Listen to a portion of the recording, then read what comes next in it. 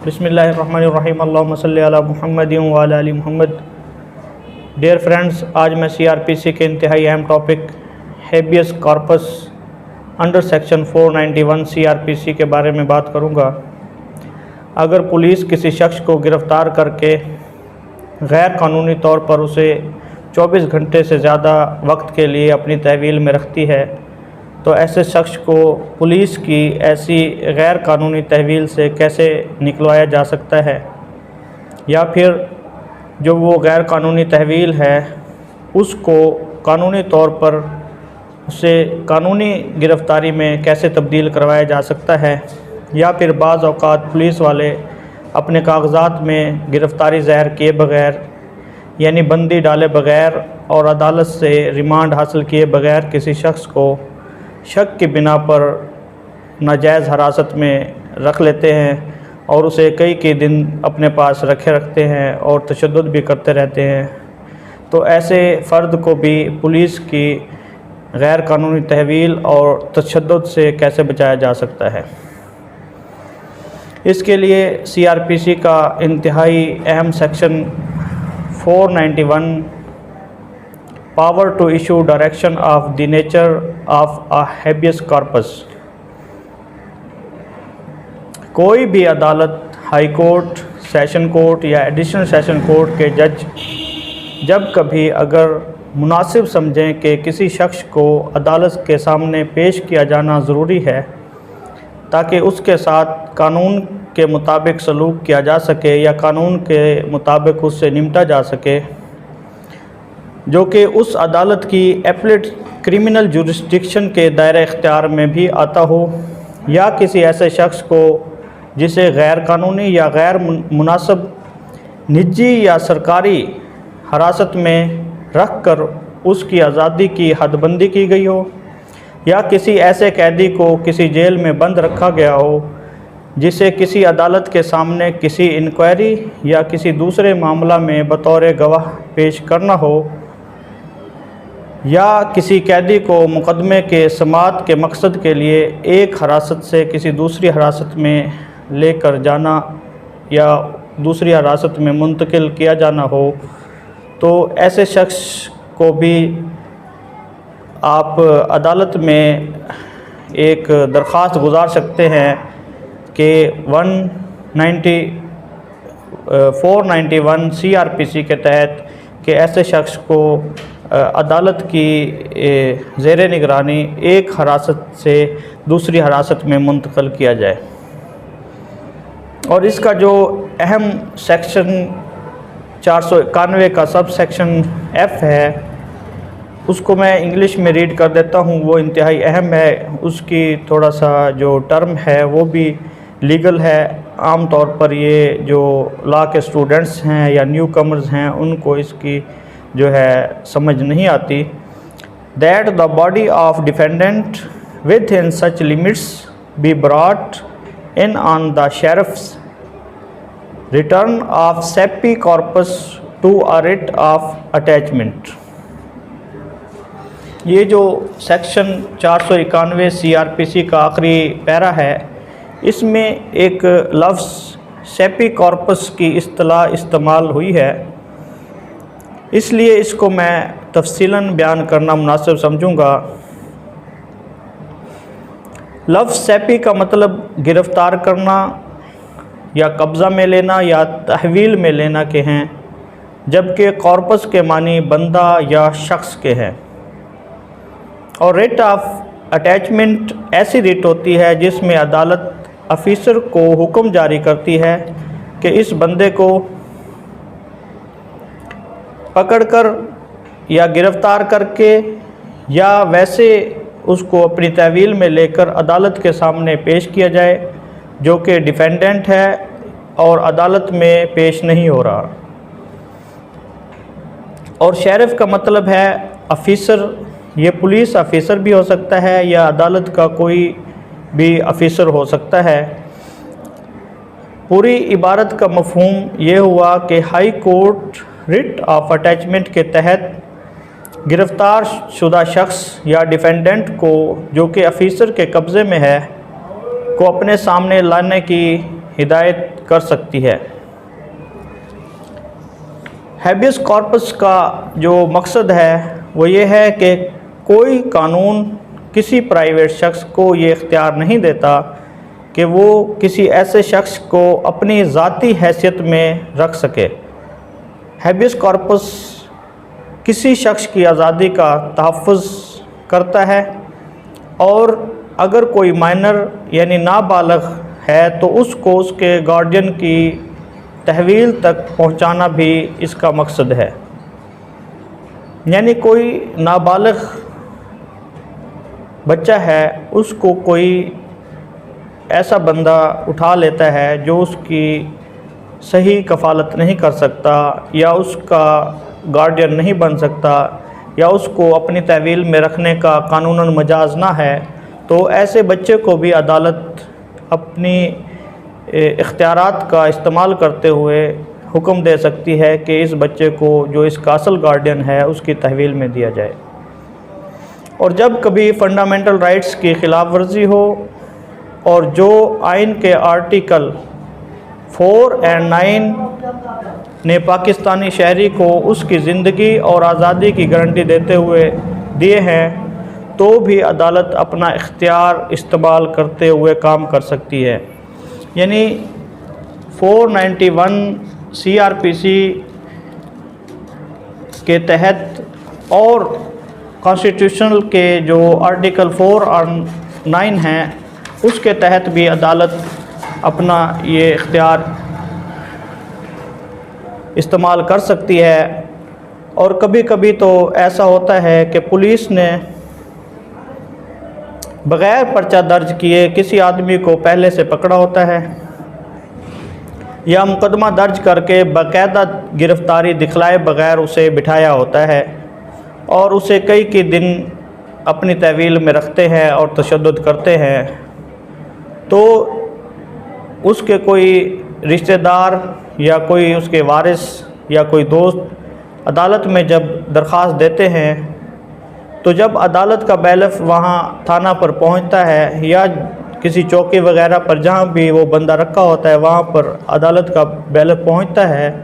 तो पुलिस वाले अपनी जान बचाने के लिए या अपनी नौकरी बचाने के लिए या इस गैर कानूनी हरासत को तहफ़्फ़ुज़ देने के लिए पिछली तारीख़ में पर्चा दर्ज कर देते हैं। हाई कोर्ट या अदालत सेशन को जब ये शक हो जाए कि पुलिस वाले ने बैलिफ के जाने के बाद इस किस्म की नाजायज़ कार्रवाई की है, तो हाई कोर्ट या अदालत सेशन अपने इख्तियारात का इस्तेमाल करते हुए ऐसे मुल्ज़िम को ज़मानत पर रिहा कर सकती है। यानी जब अदालत के सामने वो जो महबूस फ़र्द था, जो गिरफ़्तार शुदा बंदा था जिसे नाजायज़ तौर पर पुलिस ने उठाकर गिरफ़्तार किया हुआ था, वो अदालत के सामने जब पेश किया जाता है और अदालत को पता चलता है कि ये इन्होंने वाकई ही नाजायज़ तहवील में रखा हुआ था या कोई तशद्दुद वगैरह के निशान भी हैं, तो फिर अदालत जो वो दरख्वास्त दी गई है उस बंदे को बरामद करने के लिए 491 CRPC के तहत उसी ही दरख्वास्त को बेल में कन्वर्ट कर देगी और उस बरामद शुदा बंदे की ज़मानत लेकर उसको वही मौका पर रिहा कर देगी, क्योंकि इसमें जो है पुलिस की बदनीयती ज़ाहिर हो जाती है। तो अदालत क्योंकि इंसाफ देने के लिए हमेशा कोशा रहती है, तो उसमें जो है अदालत अगर देखती है कि ये इसके साथ ज़्यादती हुई है तो उस बंदे को रिहा कर सकती है और पुलिस वालों के ख़िलाफ़ भी एक्शन ले सकती है। आगे चलकर जो इस सेक्शन 491 CRPC का नाजायज़ इस्तेमाल भी लोग करते हैं उसके बारे में भी कुछ मैं बताता चलूँ। हाई कोर्ट चूँकि आम हालात में 491 के तहत पेश होने वाली दरख्वास्त पर फ़ौरन ही बैलेफ भिजवा कर महबूस शख्स या उस औरत को अदालत में तलब कर लेती है और उसका बयान रिकॉर्ड कर उसे वहीं पर आज़ाद कर देती है। इसलिए कभी कभी ऐसा होता है कि एक औरत का कोई नाजायज़ दोस्त, कोई आशना उसको हासिल करने के लिए अपने आप को उस औरत का शोहर या कोई रिश्तेदार ज़हर करके उसकी बरामदगी की दरख्वास्त जमा करा देता है, तो फ़ौरन बैलिफ छापा मारकर उस औरत को बरामद कर लाता है और औरत पहले से अपने उस आशना के साथ जाने पर रज़ामंद होती है और वो औरत अदालत में आकर उस आशना के हक़ में बयान देकर उसके साथ चली जाती है। और इस तरह अदालतों के ज़रिए एक तरह का अगवा वकूफ़ पज़ीर होता है, क्योंकि औरत के जो असल वारसान होते हैं वो बर वक्त अदालत में आकर पहुंचकर अदालत के अंदर जो उस आशना की और औरत की जो मिली भगत होती है, जो साजबाज होती है, उसको बेनकाब नहीं कर सकते। और बदमाश आशना जो होता है वो अपना उल्लू सीधा करके उस औरत को ले भागता है। जिन वारसों के कब्ज़े से ऐसी औरतें बरामद होती हैं उनको फ़ौरन इस किस्म की दरख्वास्त का जवाब अदालत में जमा कराने के लिए किसी अच्छे वकील से मशवरा करने के बाद बज़रिया वकील इस किस्म के मामलात में अदालतों में पेश होकर अपना मौक़िफ़ बताना चाहिए और उस औरत या लड़की और उस आशना और नाजायज़ दोस्त की जो मिली भगत होती है उसके बारे में और उसकी बदनीयती के बारे में अदालत के सामने ये बात लानी चाहिए कि ये जो